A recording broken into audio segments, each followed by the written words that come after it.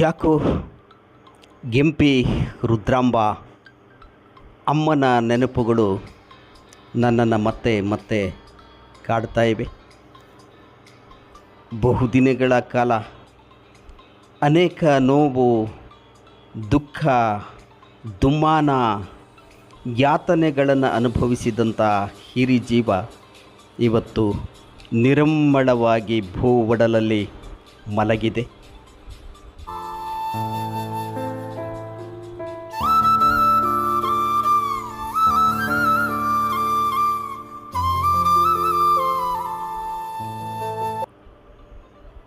ವಲಭಾಪುರ ಗೌಡರ ಮನೆಯ ಸೊಸೆಯಾಗಿ ಬಂದಂಥವರು ಎಂ.ಪಿ. ರುದ್ರಾಂಬ. ಮಠದ ಪಾಟೀಲರ ಕುಟುಂಬದ ಸೊಸೆಯಾಗಿದ್ದರು. ಗೌಡತಿಯ ಎಲ್ಲ ಗತ್ತುಗಳನ್ನು ಕೂಡ ಮೈಗೂಡಿಸಿಕೊಂಡಿದ್ರು ಅಂತ ಅವರನ್ನು ಹತ್ತಿರದಿಂದ ನೋಡಿದವರಿಗೆ, ಅವರ ಒಡನಾಟ ಇದ್ದಂಥವರಿಗೆ ಅರ್ಥ ಆಗ್ತಾ ಇತ್ತು. ಹಗರಿಬೊಮ್ಮನಹಳ್ಳಿ ತಾಲೂಕಿನ ವಲಭಾಪುರ ಗ್ರಾಮದ ಮಠದ ಪಾಟೀಲರ ಕುಟುಂಬ ಅತ್ಯಂತ ಪ್ರತಿಷ್ಠಿತವಾದಂತಹ ಒಂದು ಕುಟುಂಬ. ಹಿನ್ನೀರಿನ ಮುಳುಗಡೆಯಿಂದ ಸ್ಥಳಾಂತರಗೊಂಡು ಹಗರಿಬೊಮ್ಮನಹಳ್ಳಿಗೆ ಬಂದಂತಹ ಒಂದು ಪ್ರತಿಷ್ಠಿತ ಕುಟುಂಬ. ಮಠದ ಮರಿಸ್ವಾಮಯ್ಯನವರ ಪುತ್ರರಾಗಿದ್ದರು ಎಂ.ಪಿ. ಪ್ರಕಾಶ್ರವರು.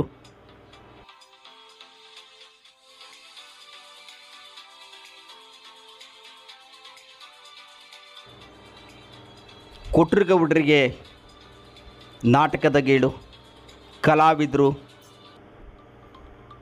ಆ ಒಂದು ಪರಂಪರೆಯ ಅದೇ ಗೀಳನ್ನು ಅಂಟಿಸಿಕೊಂಡಂಥವರು ಎಂ.ಪಿ. ಪ್ರಕಾಶ್ರು. ಎಂ.ಪಿ. ಪ್ರಕಾಶ್ರಿಗೂ ಕೂಡ ಕಲೆ ಅಂದರೆ ಪ್ರಾಣ.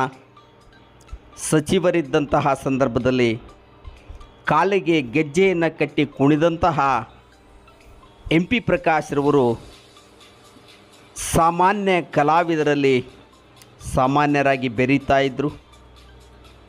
ಇಂತಹ ಒಬ್ಬ ಮೇರು ಕಲಾವಿದನ ಪತ್ನಿಯಾಗಿ ಬಂದಂತಹ ಎಂ.ಪಿ. ರುದ್ರಾಂಬ ಕೇವಲ ಸೊಸೆಯ ಜವಾಬ್ದಾರಿಯನ್ನಷ್ಟೇ ನಿಭಾಯಿಸುವಂತಹದ್ದಾಗಿರಲಿಲ್ಲ. ಗೌಡಿಕಿಯ ಕುಟುಂಬದ ಗೌಡತಿಯ ಎಲ್ಲ ಜವಾಬ್ದಾರಿಗಳು ಕೂಡ ಎಂ.ಪಿ. ರುದ್ರಾಂಬ ಅವರ ಮೇಲಿದ್ದವು. 1967ರಲ್ಲಿ ಹಗರಿಬೊಮ್ಮನಹಳ್ಳಿ ವಲಭಾಪುರದಿಂದ ವಕೀಲ ವೃತ್ತಿಯನ್ನರಿಸಿ ಹೂವಿನಡಗಲಿಗೆ ಆಗಮಿಸಿದರು ಎಂ.ಪಿ. ಪ್ರಕಾಶ್ರವರು. ಹೂವಿನಡಗಲಿಗೆ ಆಗಮಿಸಿದ ಎಂ.ಪಿ. ಪ್ರಕಾಶ್ರವರಿಗೆ ಇಲ್ಲೂ ಕೂಡ ನಾಟಕದ ಗೀಳು ಬಿಡಲಿಲ್ಲ. ಕಲಾವಿದರ ತಂಡವನ್ನು ಕಟ್ಟಿದರು, ನಾಟಕವನ್ನಾಡಿದರು. ಆ ನಾಟಕದ ಒಂದು ರೀತಿಯ ಏನು ಸ್ನೇಹ ಸಂಬಂಧ, ಒಡನಾಡಿಗಳ ಸಂಬಂಧದಿಂದಲೇ ವಕೀಲ ವೃತ್ತಿಯೊಂದಿಗೆ ರಾಜಕಾರಣವನ್ನು ಕೂಡ ಆರಂಭಿಸಿದರು. ಆದರೆ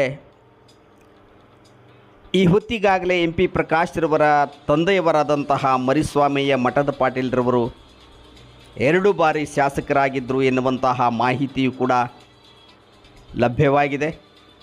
2 ಬಾರಿ ಶಾಸಕರಾಗಿ, ಜಾಮೀನ್ದಾರರಾಗಿ, ಗೌಡಿಕಿಯ ಕುಟುಂಬದವರಾಗಿ ಹೂವಿನಡಗಲಿಗೆ ಬಂದಂತಹ ಎಂ.ಪಿ. ಪ್ರಕಾಶ್ರವರ ಬದುಕೇನು ಹೂವಿನ ಹಾಸಿಗೆಯಾಗಿರಲಿಲ್ಲ. ವಕೀಲ ವೃತ್ತಿಯಿಂದನೇ ಬದುಕು ಕಟ್ಟಿಕೊಳ್ಬೇಕು ಅನ್ನುವಂತಹದ್ದು ಇಲ್ಲ ಅನ್ನೋದಾದರೂ ಕೂಡ ಬದುಕಿಗೆ ವಕೀಲ ವೃತ್ತಿ ಅನಿವಾರ್ಯವಾಗಿತ್ತು, ಅಗತ್ಯವಾಗಿತ್ತು. ಆದರೆ ಎಂ.ಪಿ. ಪ್ರಕಾಶರದ್ದೆಂಥ ಗುಣ ಅಂದರೆ ದುಡ್ಡಿಗಾಗಿ ಯಾರ ಮುಂದೆಯೂ ಕೈ ಚಾಚಿದಂಥವರಲ್ಲ. ನಾನು ವಕೀಲನಾಗಿದ್ದೆ, ನಿನ್ನ ಕೇಸ್ ನಡೆಸಿದೆ, ನಿನ್ನ ಕೇಸನ್ನು ಗೆದ್ದುಕೊಟ್ಟೆ, ನನಗಿಂತಿಷ್ಟೇ ದುಡ್ಡು ಕೊಡಬೇಕು ಎನ್ನುವಂತಹ ಒಂದು ಕಂಡೀಷನ್ ಯಾರ ಬಗ್ಗೆಯೂ ಕೂಡ ಇರಲಿಲ್ಲ. ಬಡವರ ವಕಾಲತ್ತನ್ನು ವಹಿಸಿಕೊಳ್ತಾ ಇದ್ದರು. ಅವರೇ ವಕಾಲತ್ತನ್ನು ಕೊಟ್ಟಂಥವರಿಗೆ ಬಸ್ ಚಾರ್ಜ್ ಕೊಟ್ಟು ಟೀ ಕುಡಿಸಿ ಟಿಫನ್ ಮಾಡಿಸಿ ಕಳಿಸುವಂತಹ ಒಂದು ಉದಾರತೆ ಎಂ ಪಿ ಪ್ರಕಾಶರಲ್ಲಿತ್ತು. ಎಂ ಪಿ ಪ್ರಕಾಶರ ವೃತ್ತಿಯನ್ನು ನಂಬಿ ಕುಟುಂಬ ನಡೆಸುವಂತಹದ್ದು ಬಹು ಕಷ್ಟದ ಕೆಲಸವಾಗಿತ್ತು. ಎಂ ಪಿ ರುದ್ರಾಂಬ ತವರ ಮನೆಯ ಕಡೆಯಿಂದಲೂ ಕೂಡ ಸ್ಥಿತಿವಂತರು, ಗಂಡನ ಮನೆಯವರು ಸ್ಥಿತಿವಂತರು, ಮಠದ ಪಾಟೀಲರು, ಗೌಡಿಕೆಯ ಮನೆತನ. ಆದರೆ ಆದಾಯದ ಮಿತಿ ಇರಲಿಲ್ಲ. ವಕೀಲ ವೃತ್ತಿಯಿಂದ ಇಷ್ಟೊಂದು ಆದಾಯ ಬರುತ್ತೆ, ಇಷ್ಟೇ ಆದಾಯದಲ್ಲಿ ನಾವು ಕುಟುಂಬ ನಿರ್ವಹಣೆಯನ್ನು ಮಾಡ್ತೀವಿ ಎನ್ನುವಂತಹದ್ದಿರಲಿಲ್ಲ. ರಾಜಕಾರಣಕ್ಕೆ ಕಾಲಿಟ್ಟಂತಹ ಎಂ ಪಿ ಪ್ರಕಾಶ್ರವರು ಮನೆ, ಹೆಂಡತಿ, ಮಕ್ಕಳು ಎಲ್ಲವನ್ನು ಮರೆಯುವಷ್ಟರ ಮಟ್ಟಿಗೆ ಜನರಲ್ಲಿ ಬೆರೆತು ಹೋದರು. ಜನರಿಗೆ ಒಳ್ಳೆಯದನ್ನು ಮಾಡಬೇಕು, ಜನಹಿತವನ್ನು ಕಾಪಾಡಬೇಕು ಎನ್ನುವಂತಹದ್ದನ್ನೇ ದೃಷ್ಟಿಯಲ್ಲಿಟ್ಟುಕೊಂಡು ತಮ್ಮ ಹೋರಾಟದ ಬದುಕನ್ನು ಸಾಗಿಸಿದಾಗ ರುದ್ರಮ್ಮನವರಿಗೆ ಇನ್ನೊಂದು ಹೊರೆಯೂ ಕೂಡ ಆಯಿತು. ಅವರ ಹೋರಾಟದ ಬದುಕಿನಲ್ಲಿ ಆರೋಗ್ಯ ಹಾಳಾಗದಂತೆ ನೋಡಿಕೊಳ್ಳಬಾರದು ಎನ್ನುವಂತಹ ಒಂದು ಚಿಂತೆಯು ರುದ್ರಮ್ಮನವರನ್ನು ಕಾಡ್ತಾ ಇತ್ತು. ಎಂ ಪಿ ಪ್ರಕಾಶ್ರವರಿಗೆ ಜನ ಬಂದು ಸೇರಿದರೆ, ಜನ ಬಂದು ಅವರು ಮುಂದೆ ಕುಳಿತರೆ ಸ್ನಾನದ ಪರಿವಿರ್ತಿರಲಿಲ್ಲ, ಊಟದ ಪರಿವೇ ಇರ್ತಿರಲಿಲ್ಲ. ಅಂಥ ಸಂದರ್ಭದಲ್ಲಿ ಮೊದಲೆಲ್ಲ ವಿನಂತಿಸಿಕೊಳ್ತಾ ಇದ್ದರು. ಅಷ್ಟಕ್ಕೂ ಅವರು ಹೋಗದೇ ಇದ್ದರೆ ಗದರಿಸಿ ಕರೆದು ಸ್ನಾನ ಮಾಡಿಸಿ ಉಣಿಸಿ ಮತ್ತೆ ಅವರನ್ನು ಜನಸೇವೆಗಾಗಿ ಕಳಿಸುವಂತಹ ಒಂದು ಉದಾರತೆ, ಬಹುದೊಡ್ಡ ಗುಣ ಎಂ ಪಿ ರುದ್ರಾಂಬರಲ್ಲಿತ್ತು. ರಾಜಕಾರಣದಲ್ಲಿ ಎಲ್ಲವನ್ನೂ ಪಡೆದುಕೊಂಡಂತಹ ಎಂ ಪಿ ಪ್ರಕಾಶ್ರವರ ಪತ್ನಿ, ಸಹಧರ್ಮಿಣಿ, ಅರ್ಧಾಂಗಿನಿ ಎಲ್ಲವೂ ಕೂಡ ಆಗಿದ್ದರಿಂದ ಎಂ ಪಿ ಪ್ರಕಾಶರ ಎಲ್ಲ ವೈಭೋಗದಲ್ಲಿ, ಕಷ್ಟದಲ್ಲಿ ಸಮಪಾಲು ಸಮಬಾಳು ಎನ್ನುವಂತಿದ್ದರು. ಆದರೆ ಎಂ ಪಿ ಪ್ರಕಾಶರು ಯಾವತ್ತೂ ಕೂಡ ಕೆಲವೊಂದು ವಿಚಾರಗಳಲ್ಲಿ ರಾಜಿ ಆಗ್ತಾ ಇರಲಿಲ್ಲ. ಎಂ ಪಿ ಪ್ರಕಾಶರ ನಂತರ ನಿಧಾನವಾಗಿ ಎಂ ಪಿ ರವೀಂದ್ರವರು ಕೂಡ ರಾಜಕಾರಣಕ್ಕೆ ಅಡಿಯಿಟ್ಟರು. ಇಬ್ಬರು ರಾಜಕಾರಣಿಗಳನ್ನು ನಿಭಾಯಿಸುವಂತಹದ್ದು, ಸಂಭಾಳಿಸುವಂತಹದ್ದು ಅಷ್ಟು ಸುಲಭದ ಕೆಲಸ ಆಗಿರಲಿಲ್ಲ. ಎಂ ಪಿ ರವೀಂದ್ರವರದು ಕೂಡ ಅದೇ ಪಾಡಾಯಿತು. ಅವರು ಕೂಡ ಸಮಯಕ್ಕೆ ಸರಿಯಾಗಿ ಊಟ ಮಾಡ್ತಿರಲಿಲ್ಲ, ನಿದ್ದೆ ಮಾಡ್ತಿರಲಿಲ್ಲ. ಜನ ಜನ ಜನ ಎಂದು ಜನಕ್ಕಾಗಿಯೇ ಒಂದು ರೀತಿ ಹೋರಾಟ ಮಾಡೋದಕ್ಕೆ ಶುರು ಮಾಡಿದರು. ಆಗ ಎಂ ಪಿ ರುದ್ರಾಂಬ ಅವರಿಗೆ ಇನ್ನೂ ಹೆಚ್ಚಿನ ಭಾರವಾಯಿತು.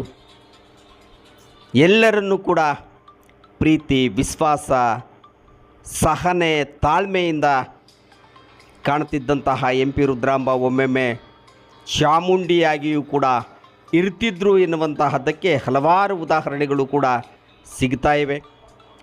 ಒಂದೊಂದು ಬಾರಿ ಸ್ವತಃ ಎಂ ಪಿ ಪ್ರಕಾಶ್ರವರೇ ರುದ್ರಾಂಬರವರನ್ನು ಕಂಡ್ರೆ ಹೆದರ್ತಿದ್ರು, ಭಯಪಡ್ತಾ ಇದ್ದರು. ರುದ್ರಮ್ಮನವರ ಪ್ರಶ್ನೆಗೆ ಉತ್ತರ ಕೊಡೋದಕ್ಕೆ ವಕೀಲರಾದಂತಹ ಎಂ ಪಿ ಪ್ರಕಾಶ್ರವರು ತಡವರಿಸ್ತಿದ್ರು ಎನ್ನುವಂತಹ ಅವರ ಒಡನಾಡಿಗಳ ಮಾತುಗಳನ್ನು ಕೂಡ ಕೇಳಿದ್ದೇವೆ. ಎಂ ಪಿ ಪ್ರಕಾಶ್ರರೊಂದಿಗೆ ಅರ್ಧ ಶತಮಾನದಷ್ಟು ಬದುಕನ್ನು ಹಂಚಿಕೊಂಡಂತಹ ಎಂ ಪಿ ರುದ್ರಾಂಬ ಎಲ್ಲವನ್ನೂ ಕೂಡ ಕಂಡಿದ್ದರು, ತುಂಬು ಜೀವನವನ್ನು ನಡೆಸಿದ್ರು. ಹಲವಾರು ಬಾರಿ ರಾಜಕಾರಣದಲ್ಲಿ ಯಾರೋ ಒಂದು ತಪ್ಪನ್ನು ಮಾಡಿ ಎಂ ಪಿ ಪ್ರಕಾಶ್ರಿಂದ ದೂರವಾಗಿದ್ದರು, ಮತ್ತೆ ಸಾಂದರ್ಭಿಕವಾಗಿ ಹತ್ತಿರವಾದರು ಅಂದಾಗ ಅವರಿಗೆ ಒಂದು ಭಯ ಕಾಡ್ತಾ ಇತ್ತು. ಎಂ ಪಿ ರವೀಂದ್ರ ಭಯ ಇರಲಿಲ್ಲ, ಎಂ ಪಿ ಪ್ರಕಾಶ್ ಅವರು ಭಯ ಇರಲಿಲ್ಲ. ತಪ್ಪು ಮಾಡಿದವರಿಗೆ ಇದೇನು ಒಂದು ರೀತಿ supreme court, M P Rudramba ಎನ್ನುವಂತಹದ್ದೊಂದು ಸುಪ್ರೀಂ ಕೋರ್ಟು. ಅವರು ಬೆಂಗಳೂರಿನಲ್ಲಿ ಕಂಡು ರಾಜಿ ಆಗಲಿ, ಬೇರೆ ಇನ್ನೆಲ್ಲೇ ಕಂಡು ರಾಜಿ ಆಗಲಿ, ಆದರೆ ಹೂವಿನಡಗಲಿ ಕಿಚನ್ ಕ್ಯಾಬಿನೆಟ್ ಕಂಡಾಗ ಮಾತ್ರ ಗಡ ಗಡ ಗಡ ನಡುಗ್ತಾ ಇದ್ದರು. ಅಯ್ಯೋ ತೋಟಕ್ಕೆ ನಾನು ಬರೋದಿಲ್ಲ, ಅಲ್ಲಿ ರುದ್ರಮ್ಮ ಇರ್ತಾರೆ, ರುದ್ರಮ್ಮ ಬೇಯ್ತಾರೆ ಎನ್ನುವಂತಹ ಮಾತನ್ನು ಹೇಳಿ ನುಡಿಸಿಕೊಳ್ತಾ ಇದ್ದರು. ಅಂತಹ ಒಂದು ಗೌಡತಿಯ ಗತ್ತನ್ನು ಮೈಗೂಡಿಸಿಕೊಂಡಿದ್ದರು ಅಂತ ಹೇಳಿದರೆ ತಪ್ಪಾಗಲಾರದು. ಎಂ ಪಿ ರುದ್ರಾಂಬ ಎನ್ನುವಂತಹ ಒಂದು ಹೆಸರೇ ಎಂ ಪಿ ಪ್ರಕಾಶರ ಬೆನ್ನಿಗೆ ನಿಂತಹ ಒಂದು ಮಹಾನ್ ಶಕ್ತಿ. ಕೊನೆಗಾಲದಲ್ಲಿ ಅಕಾಲಿಕ ಮರಣವನ್ನು ಹೊಂದಿದಂತಹ ಮಗ ಎಂ ಪಿ ರವೀಂದ್ರವರ ಚಿಂತೆ, ಗಂಡನನ್ನು ಕಳೆದುಕೊಂಡಂತಹ ಚಿಂತೆ, ಹಲವಾರು ಚಿಂತೆಗಳು ಹಿಂಡಿ ಹಿಪ್ಪಿ ಮಾಡಿದವು ತಾಯಿ ಎಂ ಪಿ ರುದ್ರಾಂಬ ಅವರನ್ನು. ಆದರೂ ಕೂಡ ಗಟ್ಟಿಗಿತ್ತೆ, ಧೈರ್ಯವಂತೆ, ಯಾವುದನ್ನು ಕೂಡ ಅಷ್ಟು ಸುಲಭವಾಗಿ ಒಪ್ಪಿಕೊಳ್ಳದ, ರಾಜಿಯಾಗದ ಎಂ ಪಿ ರುದ್ರಾಂಬ ಜನಕ್ಕೆ ಮಾತ್ರ ಸೋಲ್ತಾ ಇದ್ದರು. ಎಂ ಪಿ ಪ್ರಕಾಶರ ಒಂದು ಗುಣ ಏನಂದರೆ ಸಹನೆ, ತಾಳ್ಮೆ, ವಿನಯತೆ ಎಲ್ಲವೂ ಮೈಗೂಡಿಸಿಕೊಂಡಿದ್ದರು. ನಿಮ್ಮ ಸಾಹೇಬರಿಗೆ ಮೋಸ ಮಾಡ್ತಾರೆ, ನಿಮ್ಮ ಸಾಹೇಬರು ಯಾರನ್ನು ಗದರಿಸೋದಿಲ್ಲ, ಹೆದರಿಸೋದಿಲ್ಲ ಎನ್ನುವಂತಹ ಮಾತನ್ನು ಕೂಡ ಹೇಳ್ತಾ ಇದ್ದರು. ಅವರ ಆತ್ಮಕ್ಕೆ ಶಾಂತಿ ಸಿಗಲಿ ಎಂದು ನಮ್ಮನ್ನು